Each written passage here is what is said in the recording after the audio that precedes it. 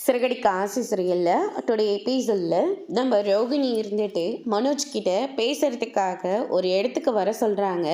அவங்கள அவங்க வழிக்கு கொண்டு வந்துடணும்னு சொல்லிட்டு என்னென்னமோ பண்ணிக்கிட்டு இருக்காங்க. ஆனால் மனோஜ் இருந்துட்டு ஆல்ரெடி கன்ஃபார்மோட வந்துட்டாரு.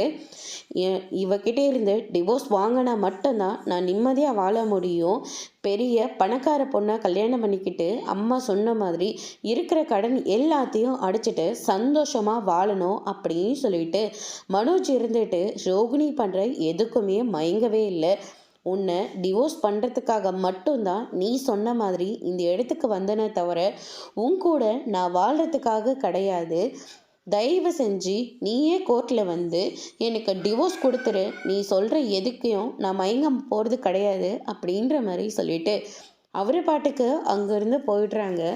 அதுக்கு அடுத்ததாக ரோகிணி வேறு வழி இல்லாமல் மீனாவை போய் பார்க்குறாங்க. மீனா கிட்ட போயிட்டு, மீனா நீங்கள் தான் எனக்கு இப்போ இருக்கிற ஒரே ஒரு ஆயுதம், தயவு செஞ்சு நான் பண்ணது எதையும் மனசில் வச்சிக்காம மனோஜ் கூட என்னை சேர்த்து வச்சுருங்க, வேணாம் உங்கள் காலில் கூட நான் விழுறேன் அப்படின்னு சொல்லிட்டு நம்ம ரோகிணி சொல்லிடுறாங்க.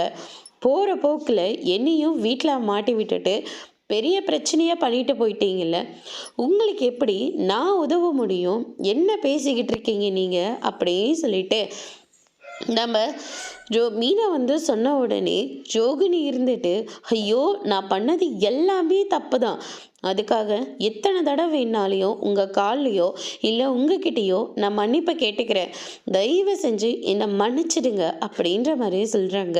இது எல்லாத்தையுமே விஜயா பார்த்துக்கிட்டு இருக்காங்க.